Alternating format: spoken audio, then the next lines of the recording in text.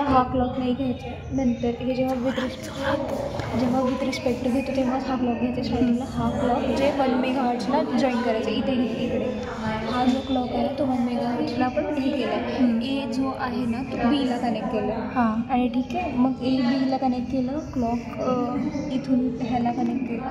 नंतर काय करायचं, SC जो आहे तो आपल्याला ADCला नाही, तो Cला कनेक्ट करायचा. सीला ADCच्या Cला हाच आहे ना Cला कनेक्ट करायचा.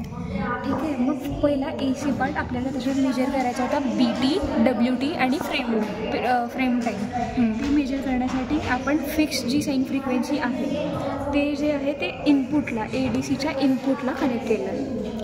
इथली साईन फ्रिक्वेन्सी इथे इनपुटला. आणि आउटपुट मेजर केला आहे आपण PCMमधून. हा आपला PCM इकडे, हा PCM आहे, त्याचा आउटपुट आहे हा. ठीक आहे, तो आपण मेजर करतो with respect to reference clock. With respect to reference clock आपण हा मेजर केला. झालं.